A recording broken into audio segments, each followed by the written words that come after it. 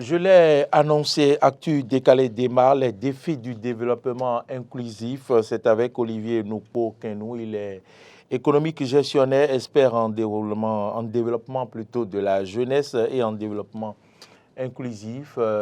Il s'est trompé de lieu. Il est allé en route de CEG ou lycée agricole Mehdi, de Sékou.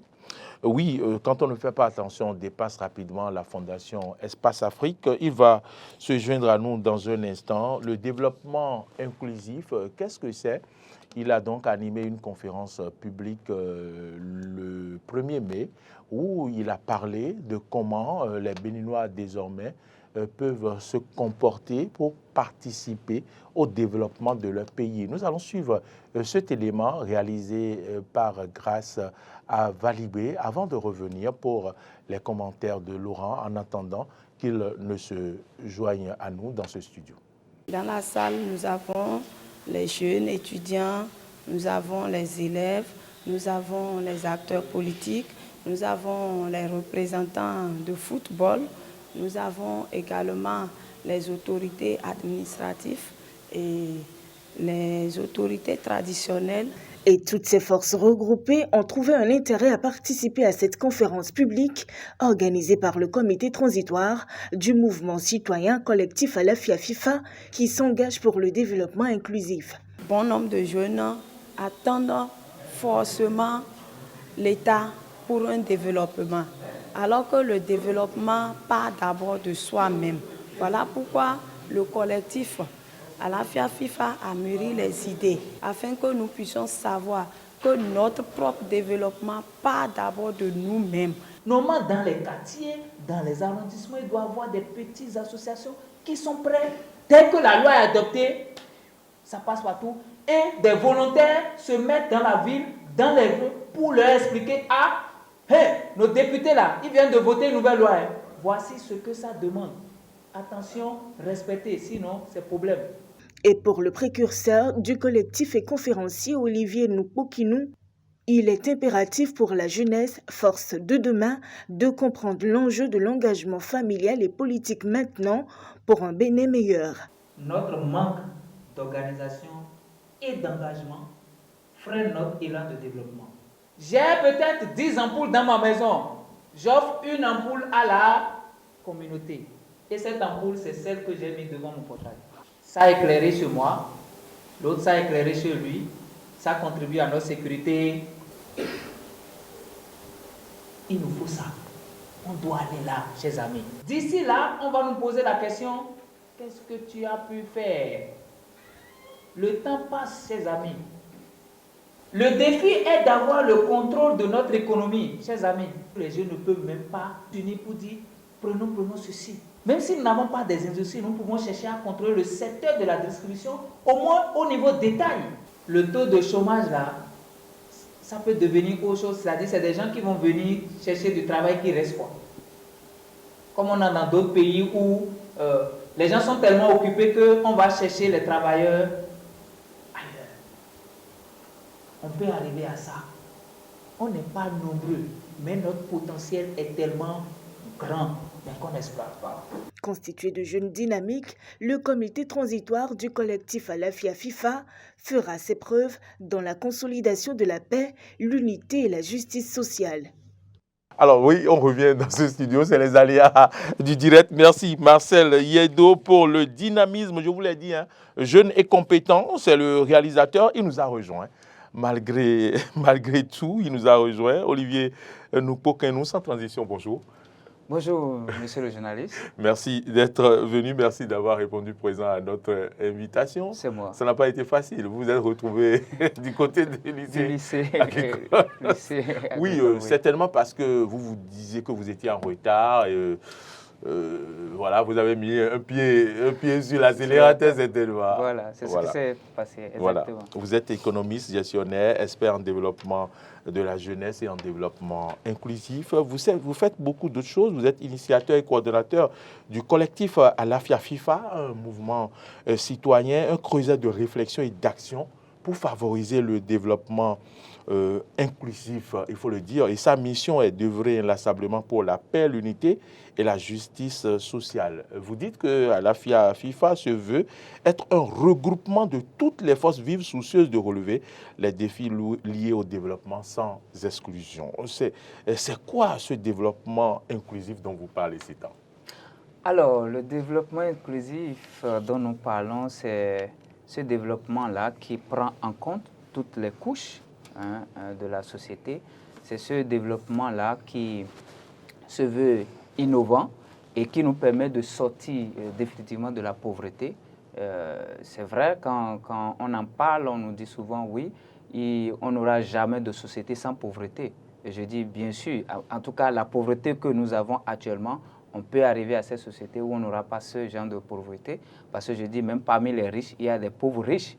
Lorsque vous prenez un riche qui va prendre des voitures à l'usine, comparé à quelqu'un qui va prendre une voiture qui est déjà utilisée pendant 20 ans avant qu'il ne rachète, il est quand même... Et qu'on boit au nom de cette voiture. Voilà. Qu'on arrose, comme on le dit. Voilà.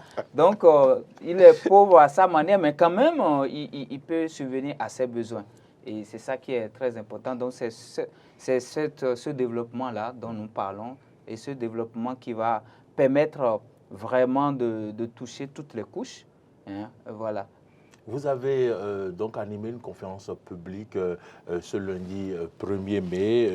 On vient de suivre d'ailleurs l'élément où vous sensibilisez les gens. Vous pensez que, par exemple, quand une loi est votée à l'Assemblée nationale, il va falloir que les communautés participent à la vulgarisation. À quoi pensez-vous? Est-ce que ce n'est pas le rôle des députés? Oui. Est-ce qu'on vous a compris? Oui, d'accord. Oui. En fait, le rôle des députés, c'est de voter les lois. C'est de porter nos aspirations et de les transformer en loi et de les voter. Maintenant, il appartient à tout le monde de contribuer à la vulgarisation de ces lois-là.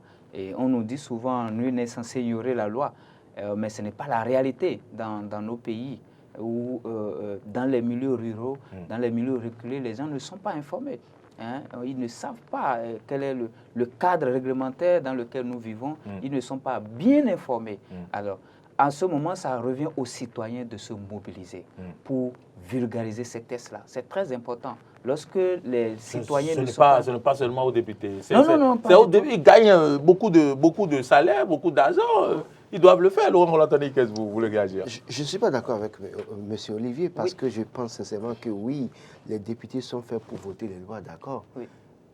Mais en réalité, ils sont représentants du peuple. Tout à fait. Ils ont un devoir de reddition de comptes vis-à-vis de ce peuple. Oui. D'accord. Oui. Quand on sait que dans ce pays, les députés ont voté des lois, ont été incapables d'interpréter cette loi, vous pensez que c'est le citoyen lambda qui peut comprendre ces lois? Encore que vous dites que c'est à la communauté d'accord aux citoyens de prendre le relais pour expliquer. Vous parlez certainement des associations. Mais sur quel budget ces associations peuvent fonctionner pour aller faire vulgariser ces lois? Parce que quand je prends une association comme la vôtre, qui doit aller expliquer une loi sur l'avortement peut-être à Tukuntuna, il faut de l'argent pour se déplacer.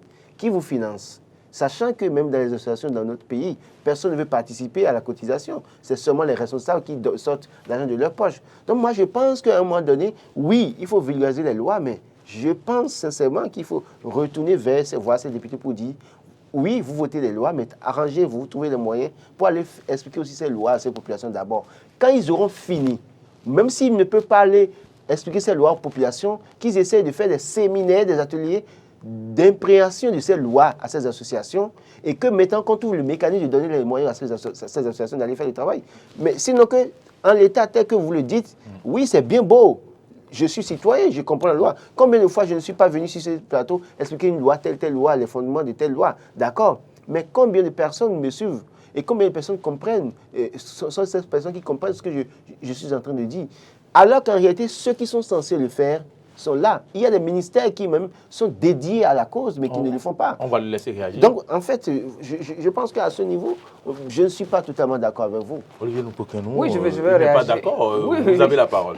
Merci beaucoup. Et il y a une seule chose qu'il a dit que je trouve je suis d'accord avec. Vous trouvez ça pertinent? Pertinent, Oui. c'est le fait que les députés doivent organiser des séminaires pour expliquer les lois qu'ils votent aux associations. Oui. Qui à leur tour vont servir de relais. Vont servir de relais. En fait, c'est justement quand nous parlons du collectif Alafia, c'est parce que nous pensons que les populations doivent se mobiliser et se mettre dans des creusets et être prêts pour vulgariser ces tests. Mais vous avez parlé de moyens. Voilà, nous ne parlons que de ça. Et nous vivons dans un pays où nous savons qu'on n'a pas beaucoup d'argent. Même si on le veut ou pas, l'État ne peut pas tout financer. Même les députés n'ont pas assez. Si nous leur demandons assez, et nous leur donnons, ils vont trouver ça où? Par quels moyens? Ils n'ont pas les ressources. Alors, en ce moment, ils n'ont plus les marchés. Voilà, donc il n'y a pas les ressources. Alors, qu'est-ce que nous pouvons faire? La mobilisation doit être citoyenne. Et en ce moment, nous pouvons compter sur l'esprit du volontariat.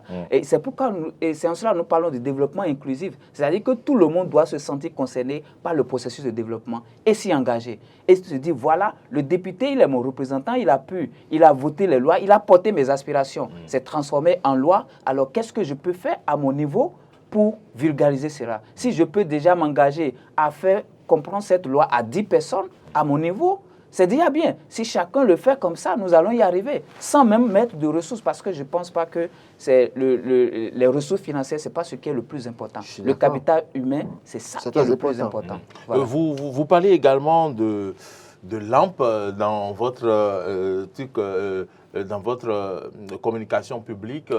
Vous parlez de lampes. Les citoyens, s'ils ont 10 lampes, ils offrent une lampe à la communauté. C'est-à-dire la lampe qu'il y a au dehors. Est-ce que ce n'est pas à l'État d'éclairer les rues? Vous voyez, on est resté... C'est ce que le commun des mortels a l'habitude de dire. C'est à l'État de tout faire. Voilà. Le développement inclusif, c'est quoi?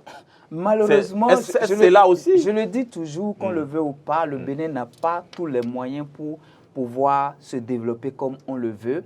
Quand je parle du Bénin, en fait, je parle de l'État, le gouvernement qui doit fournir les ressources. Mais nous n'avons pas les ressources naturelles, nous le savons très bien. Et donc, si nous n'en avons pas, qu'est-ce que nous pouvons faire nous-mêmes pour nous mobiliser pour notre propre développement? Le développement inclusif demande à ce que tout le monde s'y engage. Alors, si nous sommes dans une rue où il y a de maisons de gauche à droite, si chacun des propriétaires dit « Ok, moi j'ai déjà plein d'ampoules dans ma maison, j'offre une à la communauté. » Et c'est celle-là que je place au niveau du... Ça veut dire que toutes les rues seront éclairées. Ça veut dire qu'on n'aura même plus besoin de lampadaires dans nos rues. Et ces lampadaires plutôt seront servis à éclairer les voies publiques. Ouais. En ce moment, la population ne serait pas en train de dire on n'a pas de lampadaires dans nos rues, alors qu'il y a plein de maisons. Il n'y aura pas de braquage dans les rues sombres. Voilà, et nous contribuons alors à notre sécurité collective. Vous êtes sur la question, je suis d'accord, parce que lui parle même de rue. Moi, je pense que je parle même des maisons. Vous imaginez, je suis resté dans une maison, d'ailleurs même 2 maisons successivement, je suis resté. Personne ne veut allumer sa lampe de dehors. Je suis le seul à allumer ma lampe de dehors. Oui. Alors que allumer la lampe de dehors, ça vous sécurise. Le jour, je n'étais pas à la maison, dans une des maisons, je n'étais pas là. Je n'ai pas allumé la lampe de dehors, les voleurs sont rentrés. C'est là qu'ils ont compris qu'il faut allumer la lampe de dehors. Cela suppose que quoi? Oui, il parle des rues, mais aussi dans nos maisons, ayons l'habitude de partager ce que nous avons. Oui. Peut-être que l'autre fait économie de factures, mais vous devez pouvoir vous sécuriser. Essayez de mettre une lumière à la discussion de la communauté, c'est une bonne chose. Et dans les rues, comme il a dit, je crois que c'est un exemple assez parfait. Si toutes les rues sont si toutes les devantures des maisons, il y a une lampe tout au moins, et que les rues sont éclairées, écoutez, je crois qu'on n'aura plus besoin de lampadaires. Il y a quelques jours, quand je n'étais pas à la maison, on m'a dit, mais il y a un voleur qui a volé quelque part et qui fuyait. Et tout le monde criait olé, olé, olé. Et donc, après ma maison, au moins devant ma maison, il y a un lampadaire. Mais après ma maison, il y a au moins 2 maisons à étage. Aucune de ces personnes n'a mis de lampe dehors. Mais il s'est fait que le voleur a dû prendre par la devanture d'une maison pour se cacher.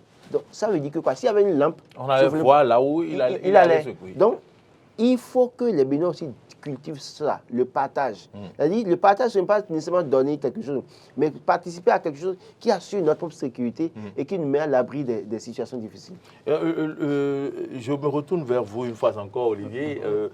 Quels sont les défis alors du développement inclusif? Alors, les défis du développement inclusif, c'est ce que nous avons abordé lors de la conférence que nous avons tenue le lundi passé, 1er mai. Nous avons parlé de la jeunesse. nous avons parlé de la famille et nous avons parlé de l'engagement politique. Je pense que le pan de l'engagement politique est bien abordé actuellement parce que je dis, lorsque vous n'êtes pas capable d'offrir une lampe à la communauté, vous manquez d'engagement politique. Politique, ce n'est pas... La politique, on dit, c'est la science qui s'intéresse à la gestion de la cité. Donc, si votre cité est bien gérée et vous vous intéressez à ça, vous faites déjà de la politique. Vous n'êtes pas obligé d'être dans un parti politique. La politique, c'est venir servir, non se servir. Voilà, servir la communauté.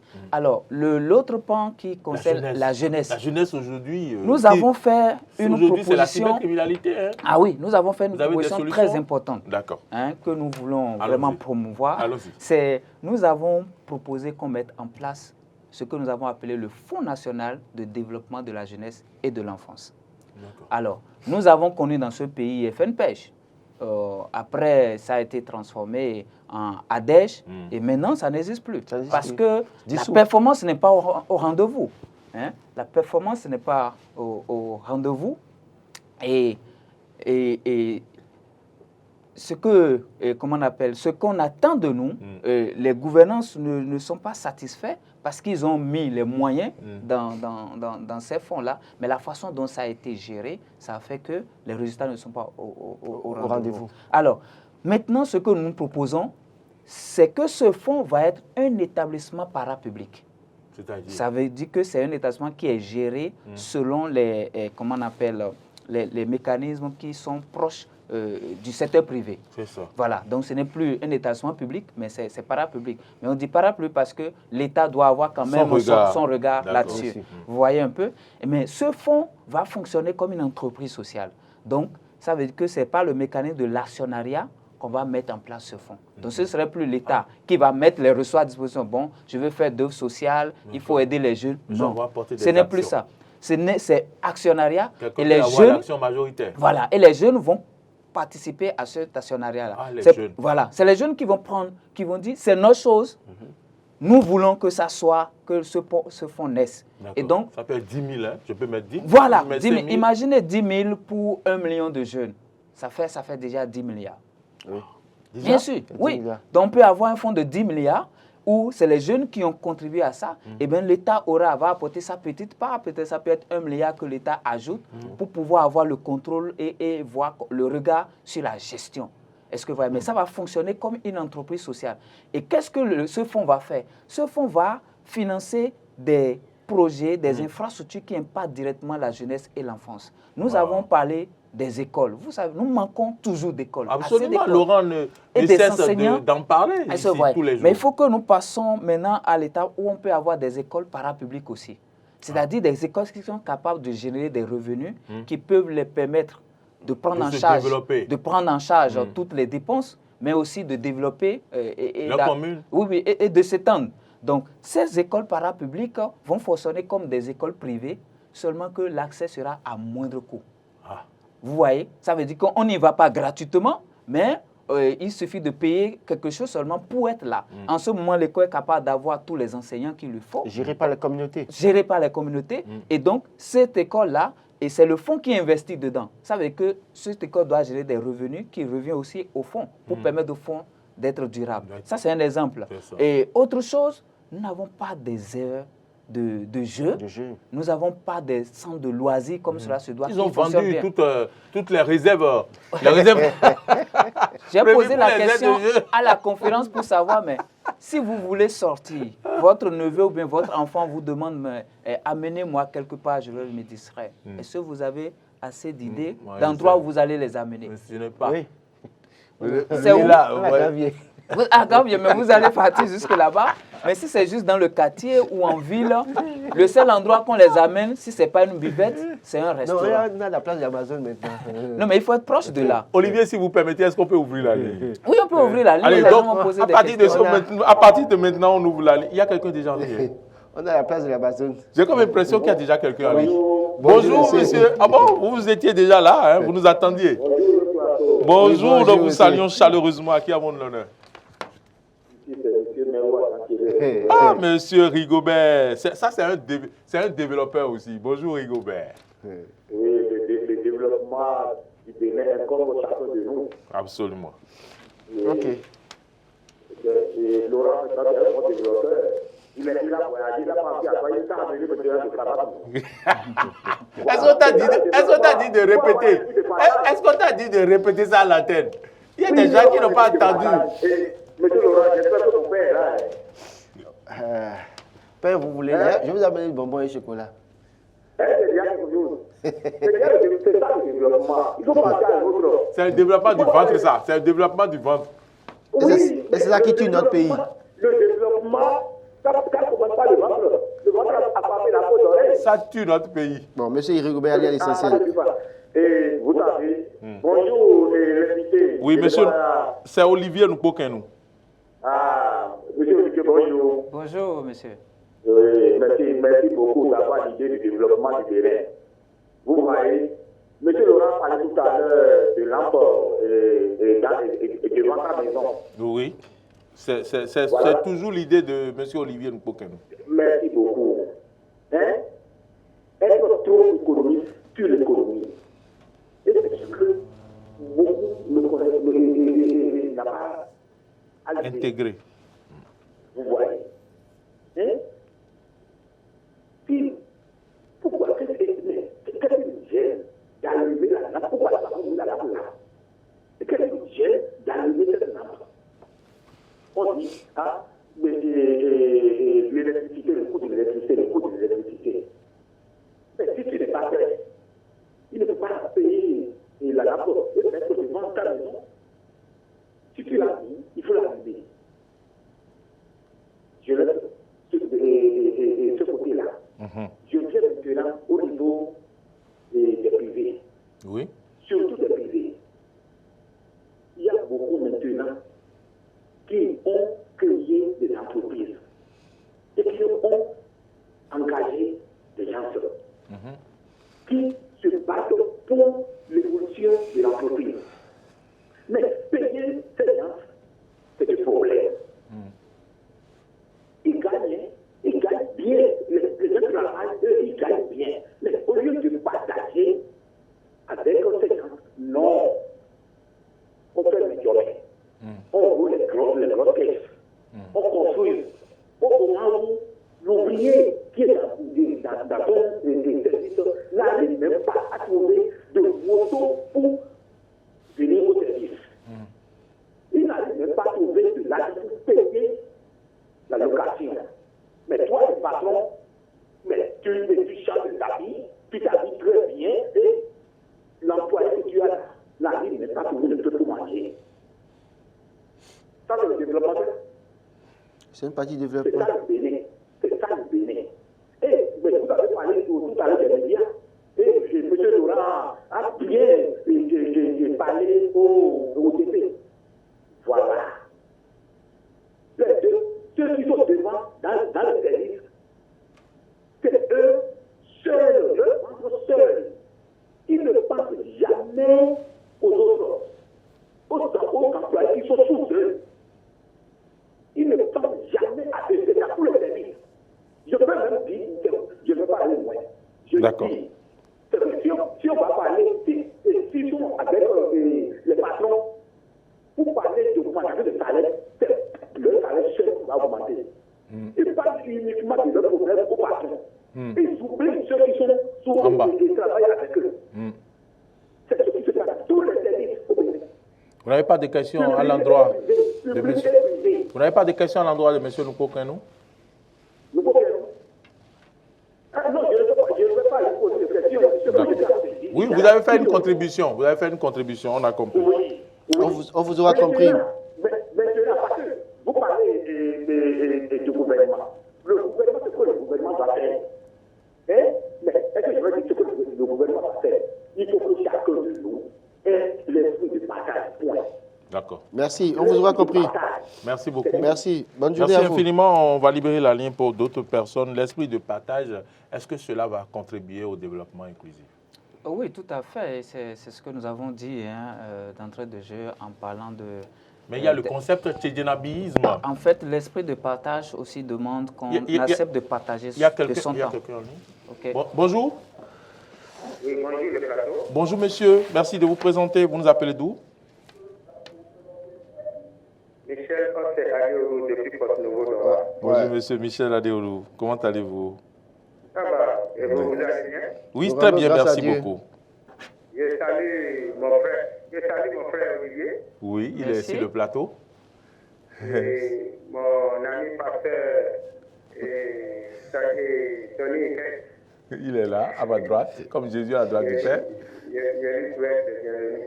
Merci beaucoup. Moi-même, j'y étais en décembre passé en Turquie. Ah, ok. C'est un beau pays, hein. Ouais, il y a beaucoup d'opportunités pour les Africains. Ouais, le plus grand au monde actuellement. C'est très joli. Moi, j'étais à Tokpa demain, le mois passé. Bon, je passe au sujet. Oui, allez-y, allez-y. Bon, je voudrais différer un peu ce matin par rapport à ceux qui sont passés déjà. Et mon frère Nouko, Olivier. Nous coquins, Mon frère Olivier. Oui, nous coquins, nous. Vous m'excusez, vous regardez droit dans le viseur de truc là, De la caméra. de la caméra. Vous me répondez, et le collectif Alafia FIFA roule pour qui? Parce que nous sommes au Bénin. Et nous savons comment les jeunes sont manipulés, puisque la conférence que vous avez organisée là, si c'est de votre propre fonds, je pense que ce ne serait pas aussi grandiose comme ça. Parce que il y a les élections de 2026 qui s'approchent. Maintenant, les politiques utilisent les jeunes pour pouvoir arriver à leur fin. Maintenant, vous avez de belles idées.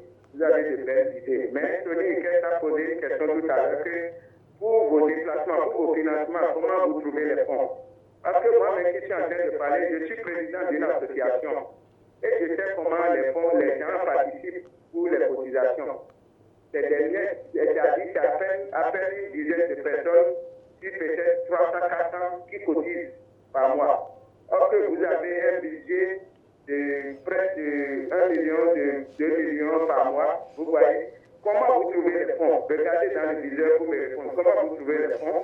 Maintenant, je vais vous suggérer aussi, dans vos trucs là, et vous parlez toujours des jeunes, mais les vieux retraités, il faut penser à leur ouvrir un pensionnat pour les prendre en compte, parce que les vieux, sinon les vieux, oui, quand ils vont à la retraite, 1 an, 2 ans, rapidement,